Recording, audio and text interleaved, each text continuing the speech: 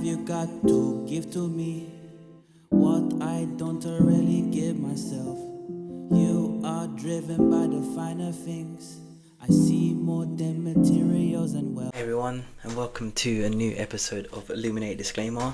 I hope you are doing well, and I hope you're finding solace in the new formats in which I'm doing these videos.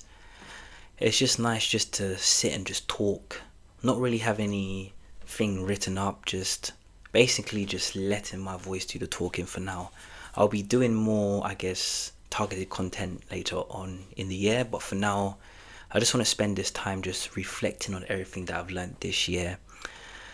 So yeah, hope you're doing very well, and as the time of talking, we're in the middle of August, so I'm pretty sure when you see this video it will be probably in autumn, maybe even winter. So I hope wherever you're doing and wherever you are right now, you're taking the utmost care for your health and safety. So what do I talk about today? Yes, I'll just talk about some of my ramblings that I have been subject to. And I guess one of these things was something that really helped with my mindset in a place where I thought I lost myself, and just realizing that sometimes subtly I put a label on myself and hold myself back as a result. So just doing some research and just watching some videos, just trying to learn more about myself in the process. And I learned, I was watching someone and they were actually saying things about, what we affiliate ourselves with.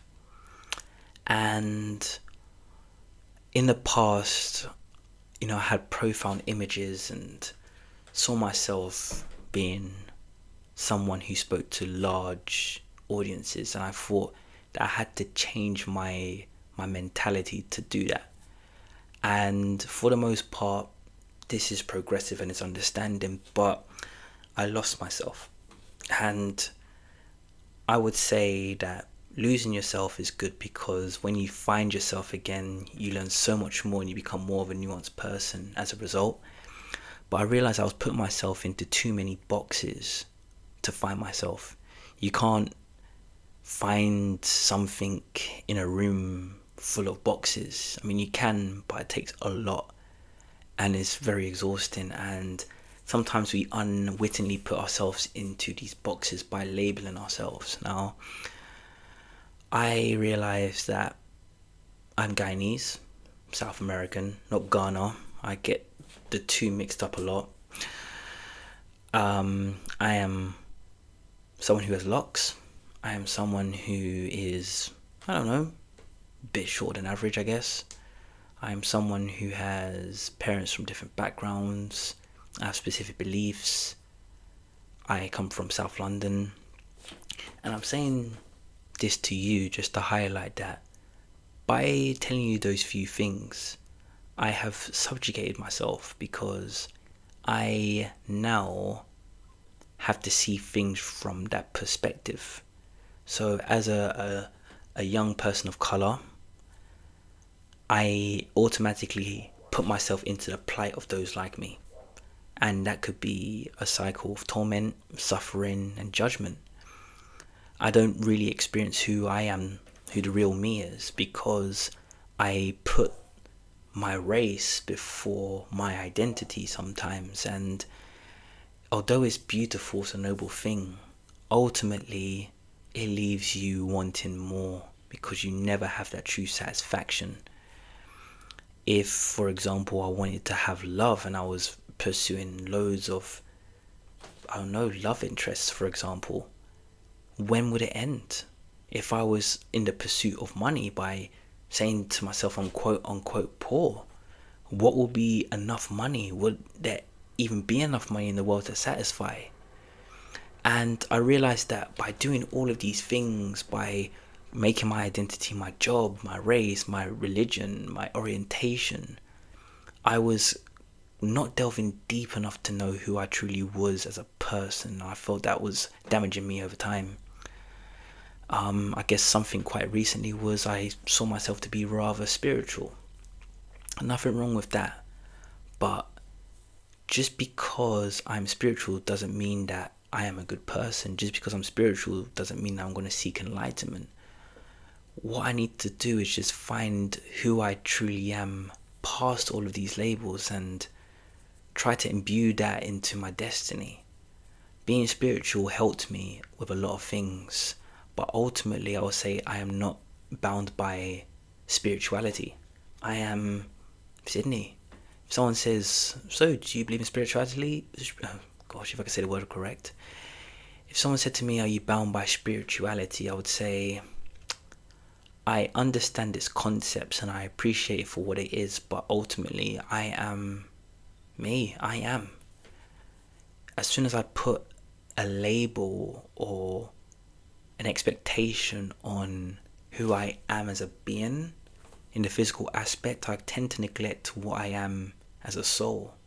I feel like a soul to me is kind of like Navi from the Ocarina of Time, Zelda, except for the wings, of course, but it's just a bright blue light, a bright blue orb.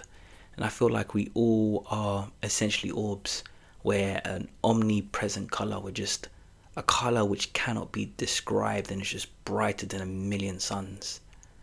But we inhabit these bodies, and these bodies are built very differently. And when there is separation in the terms of looks and heights and hairstyles, etc., when there is separation, there tends to be segregation, and you focus on the flaws more than the benefits.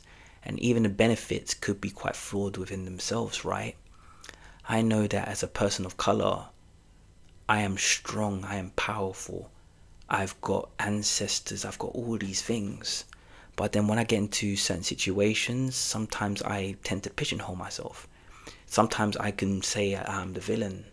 Sometimes I might not believe myself. Sometimes I might not feel comfortable walking around neighborhoods at night because I might be scaring people, or I might be a target myself. And by having these thoughts, they tend into fears, and fear is usually the thing that holds us down the most. So, what are you? What are you made of? What makes you? What makes you the most unique person in the world, and what stops you from living your own life of mediocrity and conformity?